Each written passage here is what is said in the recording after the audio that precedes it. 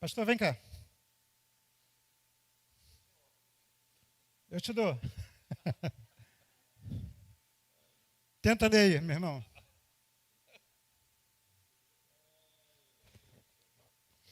Me diz se você entende alguma coisa. Não, estava certo. Estava certo.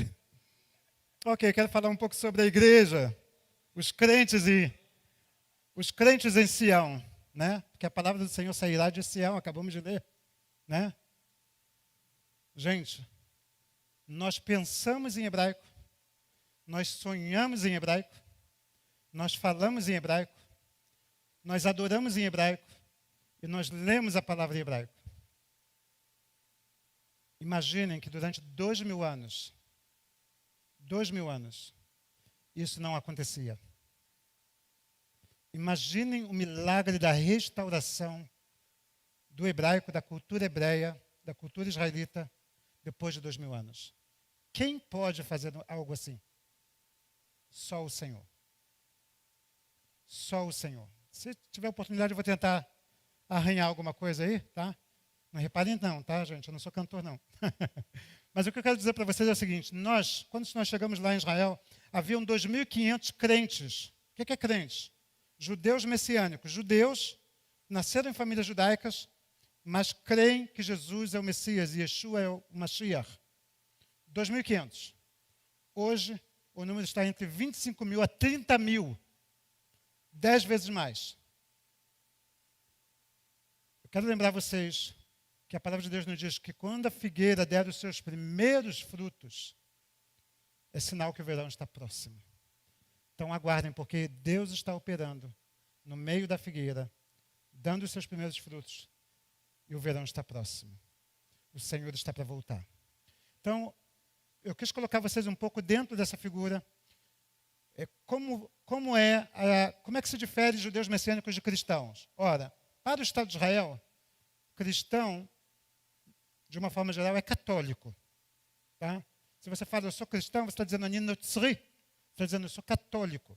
Então, os judeus messiânicos se identificam como judeus messiânicos, Yehudim Meshiachim, ou seja, literalmente judeus messiânicos. Antigamente, nós ainda somos perseguidos, mas antigamente nós apanhávamos também. Tá? Apanhávamos, sofríamos retaliações. Eu me lembro quando eu fui trabalhar na polícia, eu trabalhei na polícia um tempo no setor de tecnologia. Tá? Não falei ainda nada sobre mim, deixa isso para o bate-papo aqui, mas eu trabalhei no setor de tecnologia, eu evangelizava quase todo dia. E um religioso virou e falou assim, olha, Miguel, acho melhor você ficar quieto, porque se fulano, ciclano, bertano começar a ouvir você falar sobre isso, você vai apanhar. Sabe o que eu fiz com isso? Eu falei, muito obrigado pela informação. Eu falei ainda mais da palavra de Deus. Todos os dias eu falava da palavra de Deus. E uma das pessoas religiosas que trabalhavam comigo, a coisa mais difícil que tem é chamar um judeu para a casa dele antes do Shabat. Por quê? Está preocupado em preparar halá, em fazer as compras como eu fui fazer as compras. Ele está preocupado em repetir as orações para saber se está tudo direitinho, se está faltando alguma coisa, as velas. Não chamam. Chama a semana toda. Antes do Shabat, ninguém chama. Um dia, recebo a ligação de um engenheiro, que trabalhava comigo na polícia, e falou assim, Miguel, amanhã, era um dia anterior de noite, ele falou assim, amanhã eu gostaria que você viesse tomar um café comigo. Que horas? Às 10 da manhã. Fui lá, ele abriu a porta, judeu ultra-ortodoxo, tá, gente?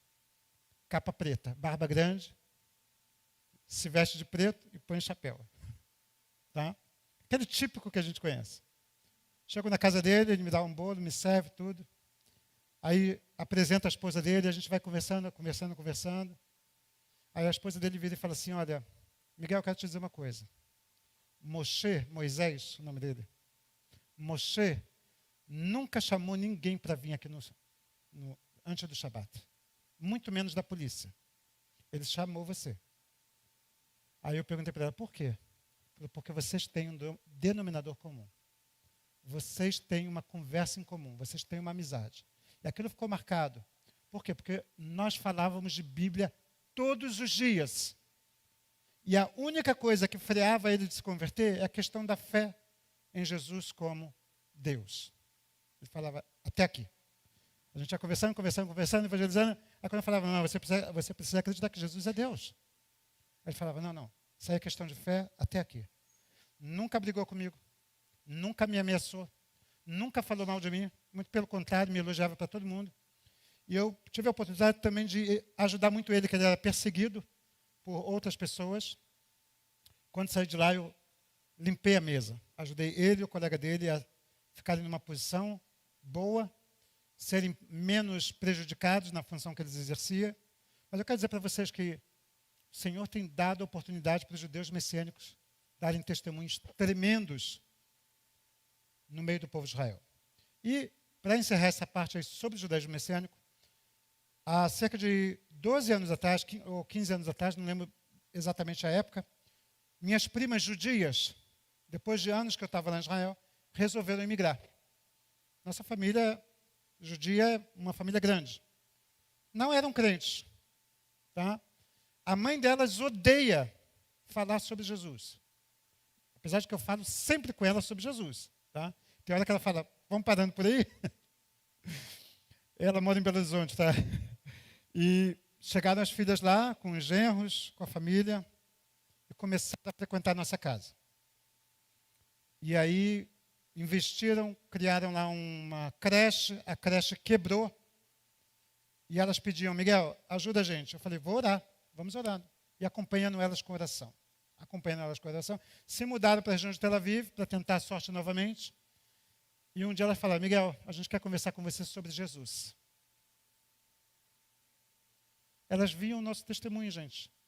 A oração, a conversa, o papo, as palavras, o incentivo. Falaram, nós queremos conversar com você sobre Jesus. Fui até a casa dela, nós conversamos 2 horas. Falei assim, olha, Jesus é o Messias e o Salvador e é Deus por causa disso. Falou, nós queremos que você nos batize. Talvez se eu ficasse no Brasil, eu jamais as batizaria. Mas Deus me levou lá para Israel para que eu pudesse batizá-las. Eu vou dizer uma coisa para vocês. Talvez se a minha avó, por parte de mãe, minha família não judia, não tivesse orado a vida toda pela família do meu pai, pela minha família, e eu tivesse mudado para Israel, e minha avó me sustentando até os 94 anos, quando Deus a levou, talvez elas nunca tivessem aceitado a Jesus. Nós temos lições tremendas no que aconteceu em nossa vida. Primeiro, a oração, ela pode transcender a nossa vida. Minha avó orou a vida toda por elas, mas ela não as viu se converterem. Né? Nós temos aí a obediência. Deus nos chamou para ir para Israel e nós obedecemos. Largamos tudo, eu trabalhava numa agência de publicidade, ganhava 10 salários mínimos. Larguei tudo e fui embora. Foi eu e minha esposa, cada um com uma mala. 100 filhos. Começamos uma vida nova lá. Nossos filhos nasceram lá. Meu filho nasceu no Monte Carmelo, minhas filhas em Jerusalém. Construímos uma vida longe da família. Foi doloroso, gente. Tinha época que a gente só chorava. A gente não tinha para quem recorrer. Não tínhamos amigos, não tínhamos parentes, não tínhamos dinheiro, só tínhamos o Senhor. Outra lição importante, a obediência. E a terceira e última lição importante é que nós planejamos, mas o Senhor é quem realiza. Bem, é isso que eu gostaria de compartilhar com vocês. Que Deus abençoe profundamente a vida de vocês. Agora vocês podem me sabatinar. Sabatinar? Da onde vem sabatinar? Shabatinar. Ou seja, conversa de sábado, gente. Vamos conversar, conversa de sábado.